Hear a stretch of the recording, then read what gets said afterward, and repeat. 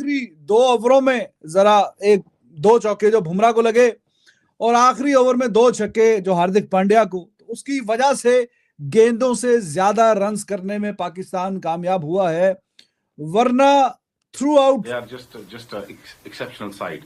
उन्होंने हमें नहीं पूरी दुनिया को हराया हुआ यहाँ पे।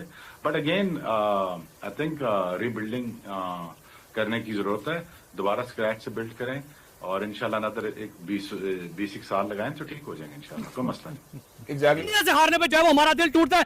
दिल जो है इंडिया से जलालत भरी हार, हर बार जलालत पे जलालत, जलालत पे जलालत। जैसे सनी देओल का एक डायलॉग था, तरीक पे तरीक, इसी तरह पाकिस्तान के मुकद्दर में जलालत पे जलालत है। एशिया कप में, ओडीआई वर्ल्ड कप में, T20 वर्ल्ड कप में, हर टूर्नामेंट के अंदर इंडिया पाकिस्तान को चारों खाने चित करता है। इतनी तो जो है वो गर्लफ्रेंड की ब्रेकअप के ऊपर हमें हमारा दिल नहीं टूटता जितना जो है वो पाकिस्तान का इंडिया से हारने पे जो है वो हमारा दिल टूटता है। दिल जो है हमारा ऐसे जो है वो इस टाइम उबल रहा है कि पाकिस्तानी टीम हमारे सामने आ जाए और कच्चा चबा जाए इनको। पाकिस्तानी वहां से बात करते हैं, सर क्या कहेंगे जिस तरह आज खून खोल रहा है हमारा इस टीम को देख के कि भाई इन्होंने क्या किया पाकिस्तान के सामने, 127 स्कोर और अभिषेक शर्मा ने इनकी ऐसी की तेजी फेर के रख दी है। देखिए जिस तरह अभिषेक शर्मा आगे खेल रहा था ना, इसी तरह खेलना चाहिए था। हमारे पहले टुक टुक करने लग जाते हैं और साइम अयूब को पता नहीं किस सिफारिश के ऊपर, पता नहीं कौन सी ऐसी मशहूर पर्ची वो लेके आ गया है जिसकी वजह से उसको टीम में डाला हुआ है। जलालत मत्थे हमारे लगी हुई, इससे अच्छा तो बॉयकॉट हो जाता, वो ज्यादा बेहतर था। भाई बात यह है कि जब तक आप मेरिट के ऊपर नहीं ना खिलाएंगे तो यही सारा कुछ होना है। ये बात भाई ने बड़ी अच्छी की कि बॉयकॉट हो जाता।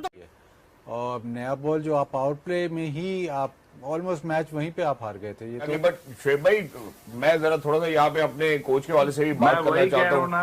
20 साल लगाओ, फिर रीबिल्डिंग करो, फिर उसको निकालो, फिर उसको रखो, ये मैं कह रहा हूँ। बस ये चलता ही जा रहा है, चलते ही रहने का। नहीं देखिए ये तो आप कह रहे हैं, लेकिन जब हमने फॉर्मेट खेलता है पाकिस्तान ना, एक फॉर्मेट पिछले 15-20 साल से बहुत अच्छा खेल रहा है, वो T20, वो भी हाथ से जा रहा है जी। इसी वजह से वो जो हाथ से जाने की वजह है वो आपके साथ मैं डिस्कस करना चाहता हूँ। उसकी वजह ये है कि अभी जो हम कोच लेकर आए हैं, हम बड़ा कहते हैं स्ट्रेटेजाइज करते हैं इसको, फिर उसके बाद डेटा ड्रिवन भी है। तो ये जो जिस ग्राउंड में हम खेल रहे हैं इसका तो डेटा भी यही कहता है कि यहाँ ड्रॉप जल्दी करना चाहिए। Performance by Pakistan, what do you have to say? देखिए जो एंड में तो ऑलमोस्ट आप मैच ऑलमोस्ट निकल गया है, तो फिर कहीं ना कहीं कोई प्रॉब्लम ज़रूर है। पिछले मैच में बात हो रही थी कि पिच ज़रा मुश्किल है, बट अगेन वही बात है, अभी तक जो बैलेंस है बिटवीन अटैकिंग क्रिकेट और डिफेंसिव टेक्निक वो नहीं पूरा हो रहा। हर चीज़ में बैलेंस चाहिए होता है, T20 क्रिकेट हो या वनडे क्रिकेट हो या टेस्ट मैच क्रिकेट हो, बैलेंस बहुत ज़रूरी है। तो बैलेंस अभी तक आप स्ट्राइक नहीं कर सके। जहाँ पे बॉल ज़रा थोड़ा सीम कर रहा है वहाँ आपको प्रॉब्लम जरूर है। पिच मुश्किल था, ठीक है, इश्यूज अभी वहीं पे खड़े हैं। कंडीशंस के हवाले से जरूर हम बात करेंगे कि उनको अडॉप्ट किया या नहीं किया। बट सना, आपसे प्रोग्राम में पहले ही बात हुई थी, हमने तो एंटिसिपेट भी करवाया था आपसे, आप एक्सपेक्ट करी थी पाकिस्तान से सच डिस्मल परफॉर्मेंसेस? देखिए ये तो एक्सपेक्ट हो रहा था कि पाकिस्तान अंडर प्रेशर होगा। हम पहले भी यही बात कर रहे थे, 130 140 तक बात पहुंची तो मुश्किल हो जाएगा।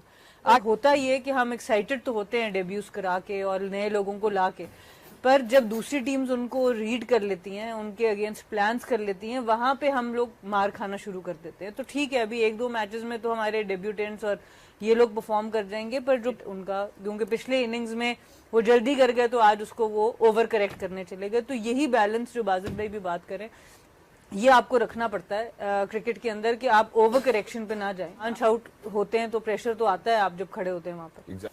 आसान नहीं होता शहजाद। आई मीन आप slow and low and turning pitches के टोटल से हिसाब लगा लें तो टोटल में ही पता चल जाएगा आपको विकेट बहुत अगेन फिर वही रफड़ पड़ते हैं हमारे जो या टीम नहीं है, डेब्यूटेंट है, फलान है, ढमकान है, मतलब it's just not a settled squad. You know बहुत सेटल्ड स्क्वाड है। उनको पता है मेरे स्पिनर्स ये हैं, फास्ट बॉल रही है, उन्हें ये करना है। सबने आउट किए, उनको देख लें आप, 2-2 3-3 सबने उन्होंने आउट किए हैं।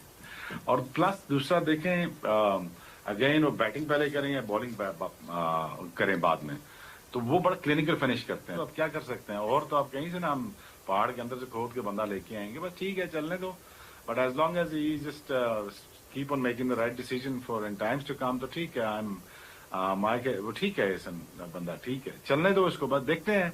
बट ये बात शहजाद, तो ये बात तो फैक्ट है ना, आपके तो जो 11 है ना, 11 आपको पता नहीं है और तो इतने स्किलफुल नहीं है कि जिस तरह आप बगटों पे साइम और फखर की शॉट्स नहीं लग सकती, मुश्किल है। ये जोर से मारने वाले प्लेयर हैं, ये टाइम करने वाले नहीं है, ठीक है। और यहाँ बल्ले बॉल आएगा नहीं मजे का पेस आएगा नहीं, अच्छा फ्लिक होगा नहीं, पार जाएगा नहीं. But again, you know, adaptability of the player, it just makes you great. And that's what it is. I mean, Sachin हो, इंजमाम हो, कोई भी हो, वो कहीं भी जाके रन्स करें. For that matter of fact, Ijaz Ahmad हो, उन्होंने रन्स किए हैं, ज़हीर भाई हैं. तो इन्होंने रन्स किए हैं दुनिया के हर कोने में जाके, सीमिंग कंडीशन में, रोडों पे, बॉल इससे ज्यादा कहीं स्पिन होता था. I guarantee you about 30-40 years ago, जब विकेटें अनप्रिपेयर्ड होती थी, तब स्पिन खेलना इससे भी ज्यादा मुश्किल था. अब तो फिर प्रिपेयर्ड पिचेज हैं यार.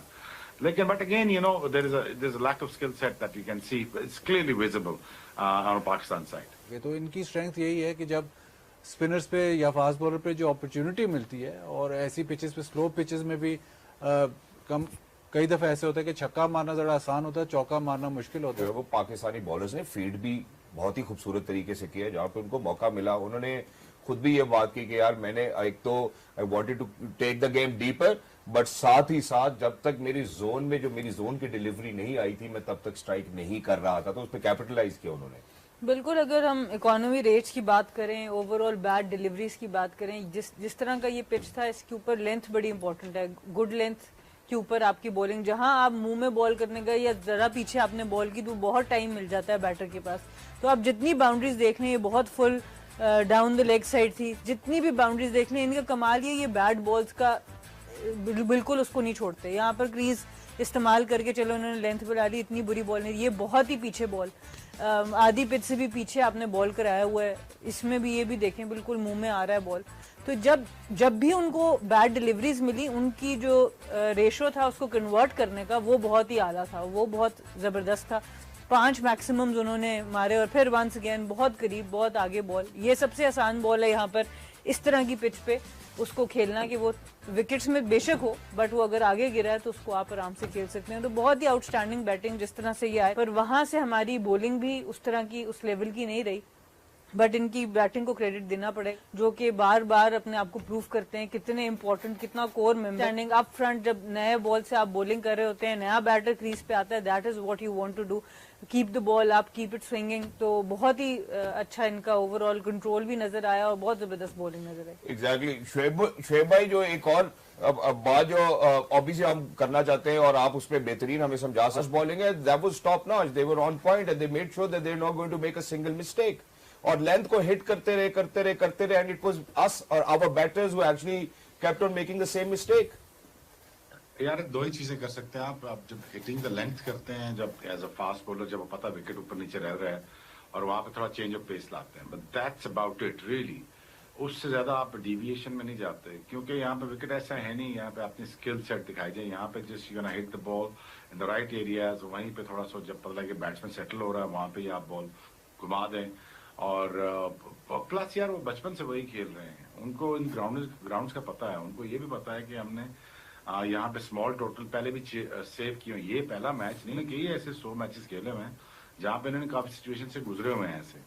So I think they're much more experienced. I don't think that Pakistan bowling was good enough, but again, clinical finish जो थी ना as a bowling unit, as a batting unit, वो हमें नजर नहीं आई. Obviously Sana is right because हमारे lack of experience है, हमारे बंदे नहीं हमारे पास, जहाँ पे हमारे फास्ट बॉलर होते हैं, जहाँ पे आपको थोड़ा सा पेस, थोड़ा सा वेरिएशन. देखिए अगर कोई 140 बार बॉल कर रहा हो और अनइवन सरफेस पे कर रहा हो, तो डर ही लगा रहता है यार बॉल की बखी में ना लग जाए आके. तो ओबियसली वहां पे आप बॉल से बचते हैं, रन्स कहाँ बनाओगे. लेकिन अगर बैटिंग की जिस तरह उन्होंने स्ट्रेच किया game, obviously it's a very important reason why विकेटें ऐसी नहीं है ना जी. वहां पे आपको टेक्निक चेंज करनी पड़ती है उनके अगेंस्ट द फास्ट बॉलर्स.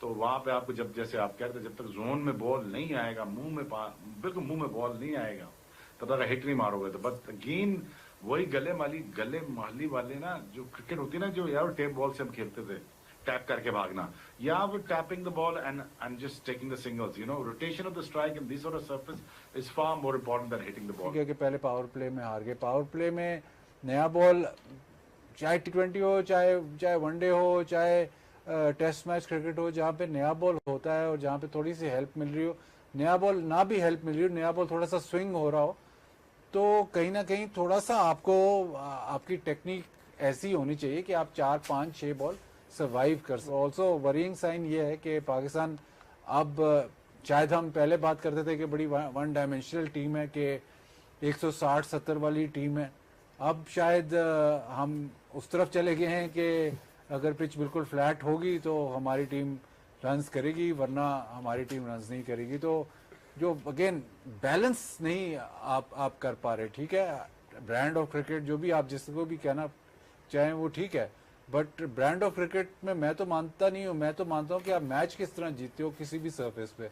तो अगर आपके पास वो एबिलिटी है to adapt on any particular surface, फिर वो ब्रांड ऑफ क्रिकेट आप उसको जो मर्जी नाम दें वो कामयाब है। ऑस्ट्रेलिया का क्या है ब्रांड ऑफ क्रिकेट, मैंने तो कभी नहीं सुना, लेकिन वो करते हैं अडेप्ट। वो मुश्किल विनिंग है ब्रांड ऑफ क्रिकेट। तो बस वो ब्रांड ऑफ क्रिकेट आपको चाहिए। तो जो अब आपका बैटिंग यूनिट, एक दफा पहले डिस्कशन हुई थी कि जी एंकर और पावर हिटर द मैच ये सूरत थी कि गेंदें ज्यादा थी, रन्स कम थे, और वही जो खतरा था कि भाई अगर जब पहले पाकिस्तान बैटिंग करता है इनको कोई समझ नहीं आती। मैंने टॉस पर भी आपसे यही अर्ज किया था कि मेरे ख्याल में कोई बहुत अच्छा फैसला नहीं है, because when they bat first they most of the times clueless ही दिखते हैं कि हाँ जी हमने किस तरीके से बैटिंग करनी है।